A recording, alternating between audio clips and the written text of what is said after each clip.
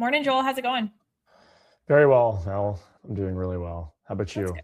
Good. I'm like both energized and exhausted from Stampede over the past few days. But it's a good thing. It's a great time in Alberta and Calgary, and it's awesome to experience. But it's a lot of socializing and a lot of being out and in the sun and all that. But it's good.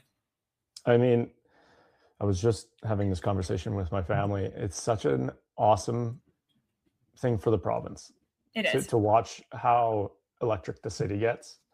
It's really something. It's world class. So you have to really marvel at it and be happy that it does come to our province and to our country. So I can imagine you're tired. I Yeah. know I'm out in Invermere right now, and you can see the Calgarians coming out They're here like, to they're done. They're like, time for lake life. We've put in a good yeah. shift. Yes, exactly. So congrats on finishing another successful stampede. The provincial news cycle has been quite intense for Albertans. And I want to get your take, and maybe I want to hear your lay of the land with the most recent announcement from the city of Edmonton and the data center that's going to be built in Sturgeon Valley. And then we can transition on to the two new pipeline, or I shouldn't even say two new pipeline opportunities, but one MOU that seems to move to the next stage, and then another potential opportunity with Ontario. So, Mel, please give me the lay of the land from your perspective. Yeah, it's been a really exciting week in Alberta, and just amongst, the busyness of whatever Stampede is, with so many different politicians from different parts of the country, so many business people from not even just Canada, but North America and internationally coming to this one greatest show on earth, this 10-day period of excitement and sort of returning to what a lot of people understand to be Western Alberta roots. There's been several announcements that have, I think, been very good news for the province. All of them are sort of in varying levels and stages of investment and phases, but really good news. So I'm going to just speak about them in order. And then we can kind of get into where each of them are at and how we can sort of expect each to impact the economy in Alberta. So there were two announcements on July 2nd. One of them we were expecting with respect to the release of Alberta's submission for the West Coast pipeline proposal to the Major Projects Office. And so this is one that we've talked about several times on this podcast. It's one that's really very central in the public discourse right now about energy and major project infrastructure in Alberta and Canada. And I would say that the biggest thing that came out of the announcement on Thursday, July 2nd, rather, is that Alberta actually has or is proposing a private proponent with this project, which is Pembina. And we didn't really know if or how or whether there would be a private proponent. That was one of the criticisms that a lot of people, more skeptical of the project were pointing to, that there's, no private proponent. But it seems as though Alberta, as part of that submission, has proposed this proponent. So that application submission goes into the federal government, their Major Projects Office, which is based in Calgary, and they will review that. And we do expect, and this is all public record in terms of timing, we do expect a decision on whether or not the West Coast Pipeline project that the government has submitted, which includes sort of an amended southern route, sort of following a little bit with the TMX route.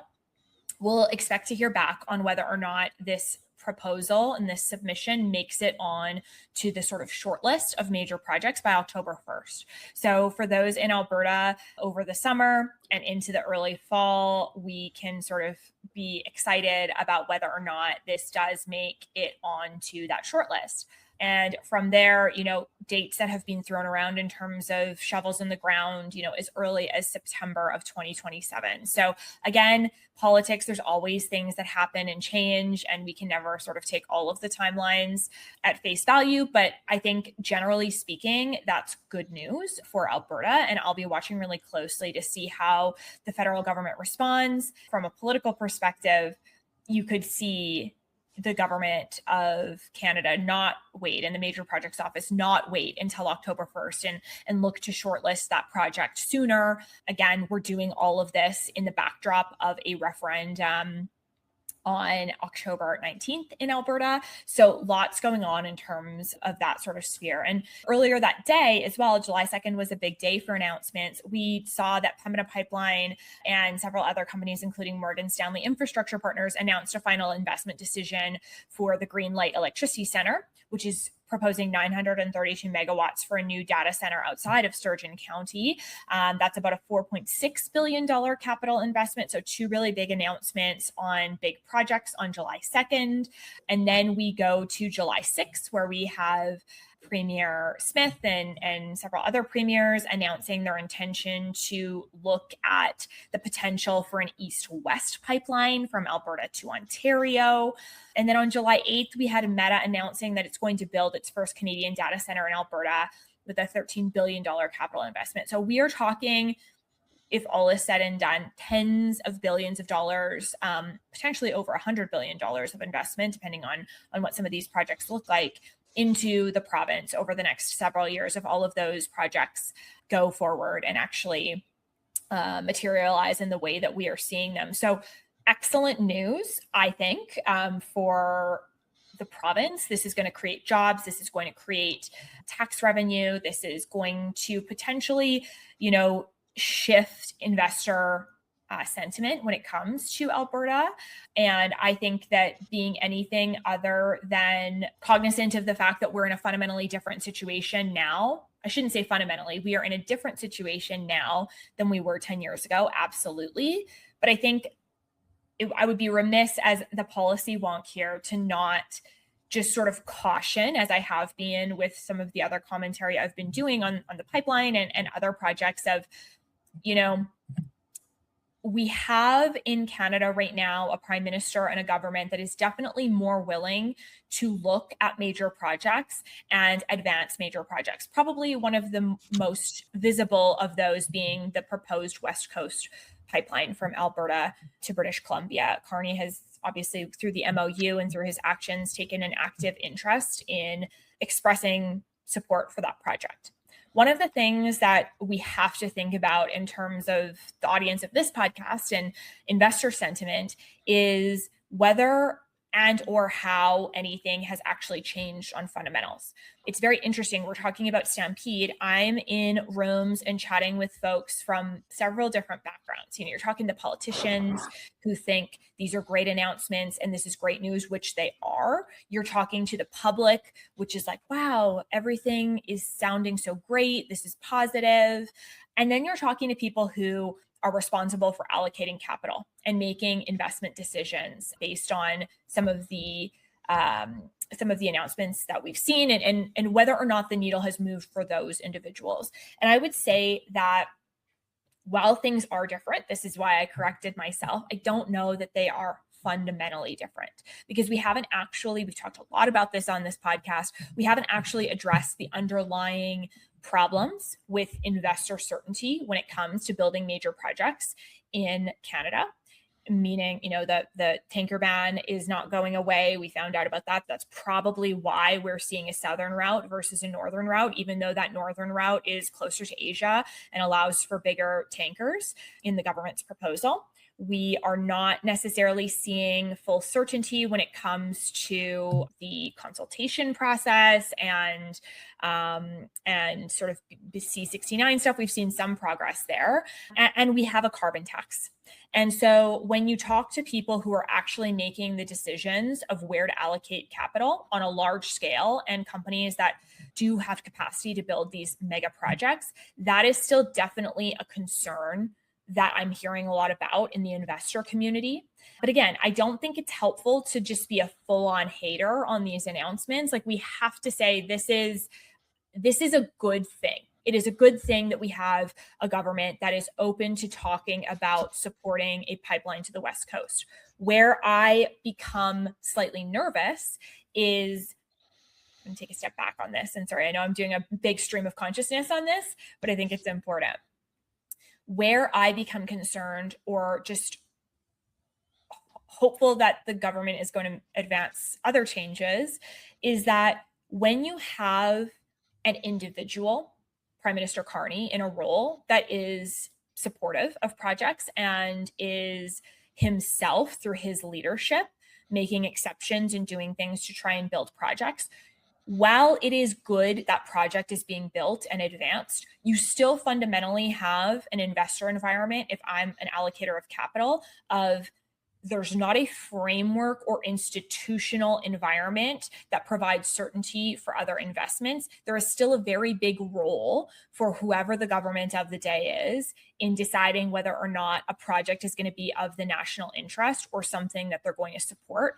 And it is still a level of uncertainty. I'm going to make a comparison that maybe seems hyperbolic,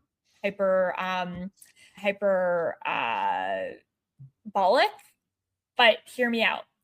If you go to a global south country where you have a mine or trying to extract natural resources, oil, etc., and it's a country that doesn't have maybe the same frameworks of rule of law, the same decision-making frameworks that we are used to in North America and global North countries, if you go to that country, there is an expectation of risk that you may have to operate in that environment in a way that is different than you do in a country that has clarity, certainty, easy regulatory and environmental rules where you sort of know exactly what you're going to get when you try to invest in that region. I'm not saying that Canada is like a banana republic to invest in. I'm certainly not trying to go that far, but I'm just saying that there are rhymes with having and operating a regulatory and investment culture that is highly dependent on the decisions of one person. Because make no mistake, if Mark Carney was not the Prime Minister, we actually don't have the frameworks in Canada that would put us in a net better position than we would have been under Trudeau, because a lot of this is being driven by the individual rather than the institutional frameworks that make this possible. So that's one of the things that I am looking at in terms of these investments. Excellent news for Alberta, excellent news for Canada, not a bad thing, but I think still more work to be done to really solidify and lock in that continued investment, because we can't just rely on every 10 years getting a few project interests. So I apologize for going stream of consciousness there, Joel, but that's some of where I am looking at when it comes to some of these announcements in the four that I've just described.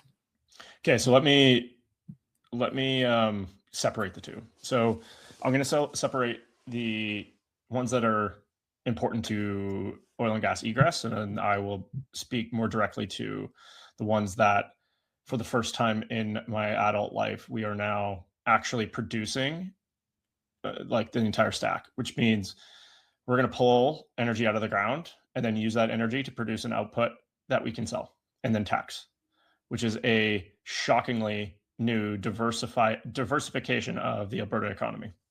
Can I just add one thing, Joel? Yeah. Pipeline, different sometimes than pulling more oil out of the ground, right? Like we got to make sure we are noting that difference. 100%. So for 20 years, Alberta's problem has always been that we produce energy that nobody would let us ship. We have, I think, now seen a change where the data center now flips that equation. Instead of moving the molecules to the demand, we're now moving the demand to the molecules. And this has long been an issue. But I think that's actually, we haven't seen the technology that we could finally build on top or underneath. And that is why I believe this to be, and I think we've stressed this on this podcast for over a year, Mel, where we've talked about what was coming with the AI data center boom and how Canada is so uniquely positioned. The bottlenecks that is arising across the globe is largely on the energy front. Certainly there's bottlenecks on the memory side, and there's bottlenecks on the photonics side, and Taiwan Semiconductor is the overall bottleneck for the entire industry. However, if we are adding 30 gigawatts of data center capacity every year until 2035, that, as a result, is such an enormous demand on our power grids across the planet that we need to go to areas that have capacity to do this, but also have the regulatory frameworks to get it done. And you've made a lot of really good points. However, Alberta uniquely has put together an offering that has enticed one of the top 4 infrastructure builders on the technology front to take a risk on our province and build a massive piece. And I think that this is an incredible indicament of, or rather an incredible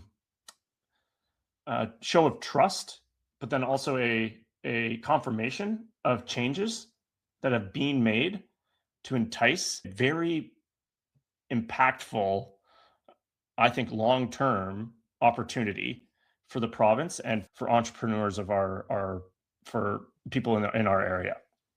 So let me put 1 gigawatt into perspective. So the entire city of Edmonton, to my understanding, runs on about 1.4 gigawatts. One campus, so this meta campus that's going to be built, is roughly the size of 33 CFL fields, and it's going to pull in about as much energy as what the city does. Not quite as much, but we'll call it 65%. And if you've been following the data center story in the United States, you know that how this usually plays out. You have all of these community meetings, you have angry residents, you have people saying that big tech is going to spike their power bill and that they were going to, this is all negative. And I think that's what's coming. And we've been talking about how this is changing the political landscape in the United States. But uniquely, a power grid is a fixed cost machine. And while our grid in Edmonton is being drawn on at capacity or close to it in peak hours, the load factor across a 24-hour span is not 100%. It's much closer to 55, 60%. And if you think about how a data center operates, it's on 90, 95% of the time, which if you consider how this impacts a power grid, and to be fair, and to Alberta's credit, the opportunity here is that they're going to do behind the grid or behind the meter power generation. However, what I'm trying to draw people's political minds to is that this will, if they do produce all the capacity they need, have the ability to send power back, similarly to people building their own individual solar panels on top of their roofs and not utilizing all the power that it generates. They're able to then sell it back to the grid. Similarly, these new power opportunities, the one that you'd spoken to with regards to Capital Power and Pembina Pipe, that will add to our grid durability and to the amount of power that's actually created in our region. That will then be able to contribute to our grid and drive down the cost of energy in our city and surrounding area. So now you combine that with what I also want to draw people's attention to, which is if you think about, okay, where has this already happened in other areas? I want everyone to think about Loudoun County, Virginia. This is called Data Center Alley in the United States. And in that region, over the last decade, the residential property taxes of that area have gone from $1,145 per $100 of assessed value, or per $1,000 of assessed value, down to 0.805, which means that they have reduced the cost. So sorry, they've reduced the dollar from $1.14 to 80 cents per $100 of residential value. What that means is they've effectively cut property taxes for a decade straight because the revenue generated by these facilities. These facilities, for the first time ever, with the exception of gas that goes into our cars, when we mine energy and then produce it, we've always had to find egress. This is why we're always just like, oh, we're landlocked, we can't sell our product. We are selling our product to Meta. And then Meta, which is the platform that absolutely everybody is whining and complaining and crying for help about how their energy bills are going up. Ironically, that's what they're using to complain, is going to serve us our entertainment. And not exclusively our entertainment, but that is effectively what they do, and our communication services and all those sorts of things. And it's going to then contribute to sadly, the sturgeon value tax system, but also the tax system of Alberta and the municipalities surrounding it. You then combine that with what is expected to be a large number of jobs, 300 jobs on a extended 15, 20-year basis, but then an additional 3,000 to build the thing.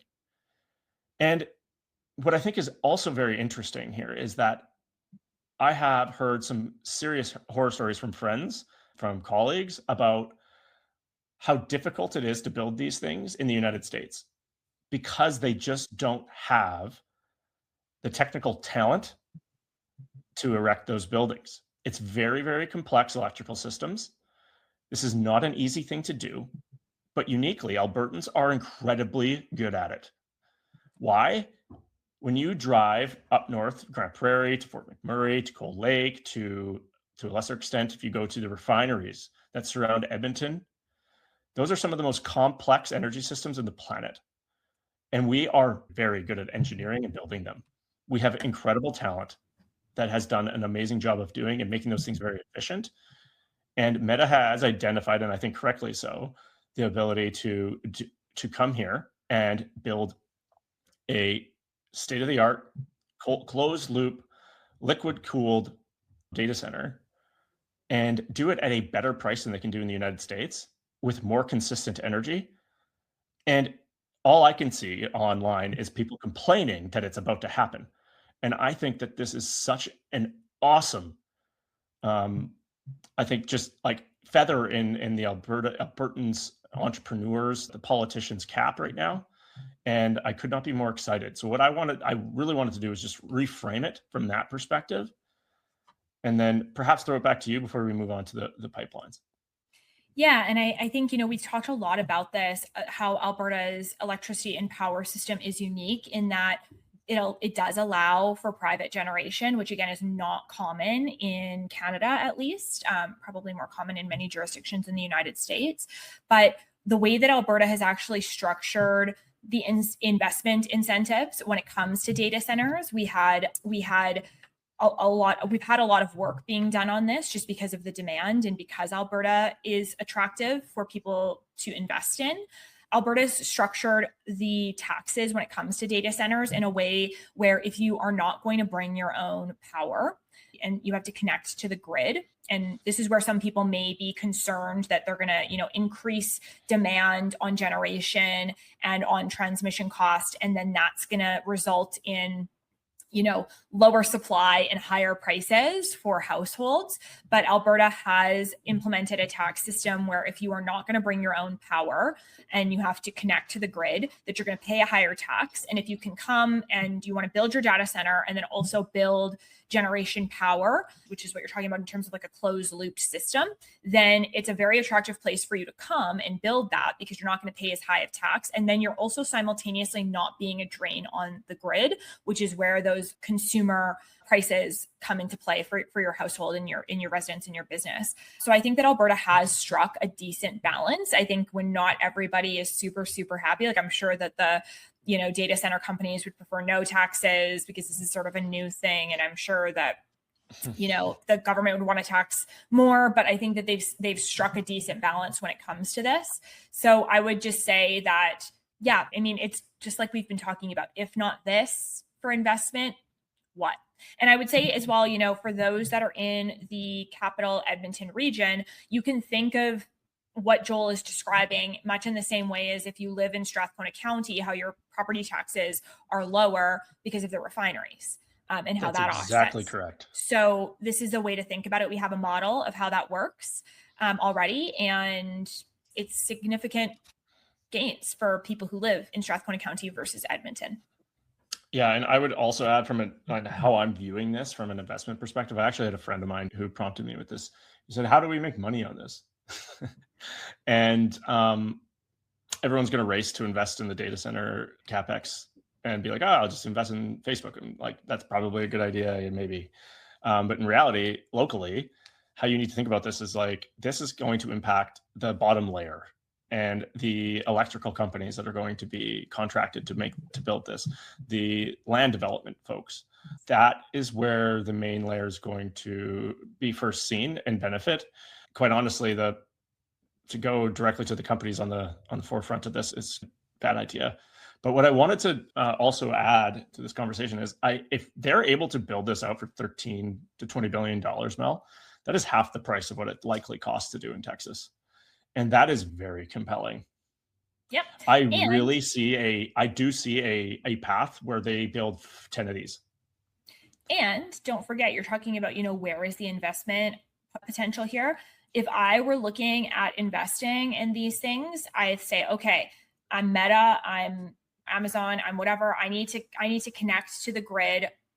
It's not really realistic that I'm going to always build my own power source every time. So what are the companies that I could enter a power purchase agreement, a PPA with, that could supply me with that power? And those are the companies as well, because now Meta is going to have, say, a contract with company that can supply the power. So if you're looking to invest in companies sort of adjacent and tangential to this, well, the demand for the company that produces that power is going up as well. So just I would be paying special attention.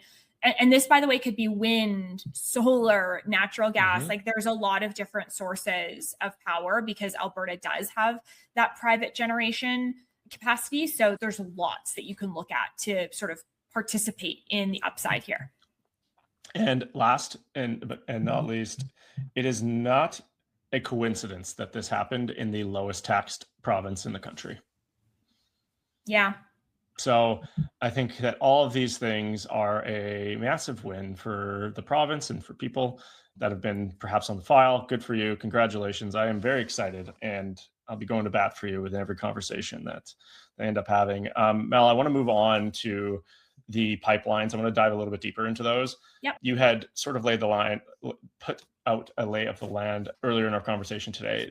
What I'm perhaps a little bit muddy on is actually the pipeline going southwest. It's supposed to just lay on top of the Trans Mountain, right? Effectively, for about 85 to 90% of it's going to be within the same area in which Trans Mountain has been built. The part that I'm a little bit, like, as I said, muddy on is the tanker ban portion and the calculation being made here, because Northern Gateway died on what seems to be, it died in the courts for whatever reason.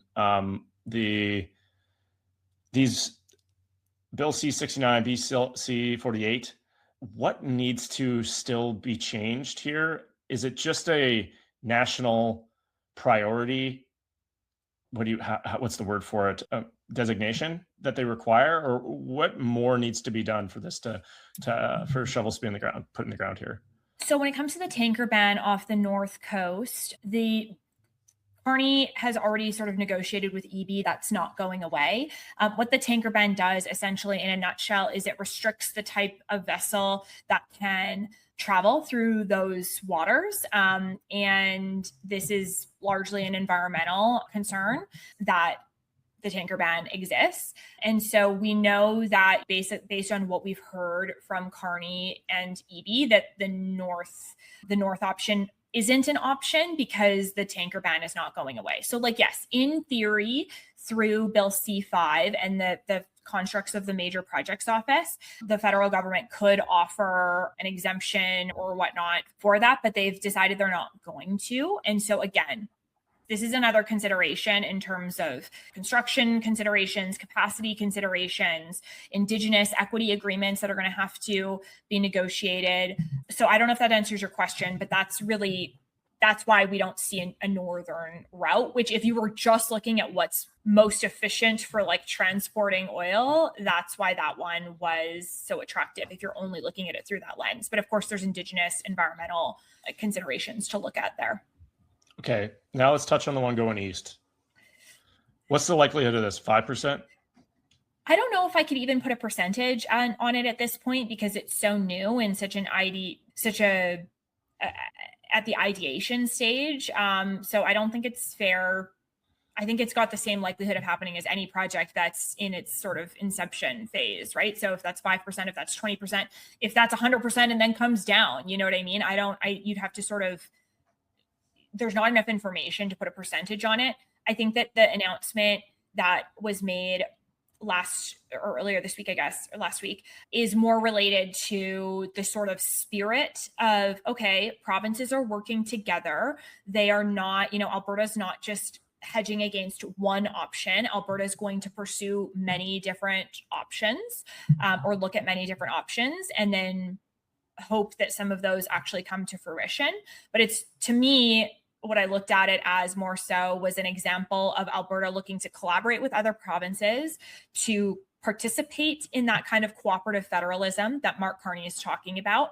And be, importantly in Alberta, this is a very topical discussion, stay in Canada, build within Canada. So to me, for people who really criticize the UCP government of being separatist or questioning Premier Smith's intentions, I don't know that you necessarily are going to pursue a bunch of projects that are going east-west versus looking more south of the border if your intention isn't really to continue to participate and stay in Canada and sort of make the best of it with adjustments. So I don't think we're at a point where we can make investment and economic conclusions about it. But for me, like that political side, that's really what it's saying to me at this stage. Okay. Last thing before you take off on me, Mel, I want to kind of tie off the geopolitics of what's occurred over the last couple of days. So we've had a ceasefire collapse in Iran, where I believe there was a few commercial vessels that were struck in the strait. And so Trump said a bunch of stuff. It seems like they also put together a strike. There's some oil implications here. So you have a risk premium that's built in WTI and to Brent, and so prices are in the 70s still. The inflation problem still exists. How do you then combine that with CUSMA US talks with Canada and to a lesser extent Mexico, and that they are already having their conversations? How do you see that, if at all, either starting back up again? And does that have any sort of integration into this most recent breakdown in Iran and the Strait? To me, this all signals that two things can be true at the same time. The US under President Trump is an unpredictable and perhaps at some points for some relationships an unreliable partner, but we don't actually have a choice but to try and make that relationship work. So yes, he's XYZ, name every expletive, difficult to deal with. I think that his approach on military strategy when it comes to the Iran war has been in many ways misguided. And that's not me saying that they should not have intervened there, but the way that they have intervened and the way that they're operating in that region is not necessarily what probably would need to happen from a military perspective to reinforce that deterrence and actually get what you were trying to put into it in that region. And then on CUSMA, we don't have the certainty there. And that is because we, as a country, under Prime Minister Carney and his foreign policy and the, never Trump crowd and the elbows up crowd, that's not what they want from Carney. They don't want Carney to collaborate with Trump or take Trump as being a necessary evil, if that's how you think of it. And so you see our foreign policy reflected in that. You see, Carney's on a trip to Saudi Arabia with Mohammed bin Salman this week. So if you don't want to do business with the United States, we'll continue to do it with China, Saudi Arabia, Qatar, Europe, and that may or may not be what's actually best for us. So I think that's the main thing that I would take out of it is it can be bad, but doesn't mean that our response necessarily needs to be to spite ourselves, which it kind of seems like what's happening when it comes to how we're dealing with CUSMA specifically. And I want to add one additional thing to that. So I saw Carney was in Saudi Arabia. First time since 2000 we had a prime minister move over there. That's something. Yes. You got to give him credit for that. What's your read on that? I mean, again, my read on that is, what is your priority? Is your priority to, at all costs, avoid stronger relationships with the US and explore relationships with other jurisdictions? I mean, MBS is not, I will agree, he's done a lot of great things economically for the region, but like if we're looking at more than just economics, there's a reason why previous administrations have been cautious in engaging. So again, I'm not saying it's the wrong decision. I'm just saying, to me, it reveals an extreme preference of anybody but the US. And I don't personally think that is a long-term positive strategy for Canada. So that's what I would take out of that. Not objectively bad, but if the motivation behind that activity is just no Trump at all costs, then I think we need to, or no US at all costs, I think we need to look at that a little bit more closely. Completely agree with you. Simon also agrees. He's right beside me. With that, Mel, I'm going to sign off. Good luck with the house hunts. And I look forward to chatting with you in 2 weeks. Awesome. Thanks, Joel. Bye, Simon. That's the show. If it made you think, share it with someone who needs to hear it. And hit follow so you don't miss the next one. New episodes every 2 weeks. Until then, keep learning, keep earning, and keep investing. See you next time.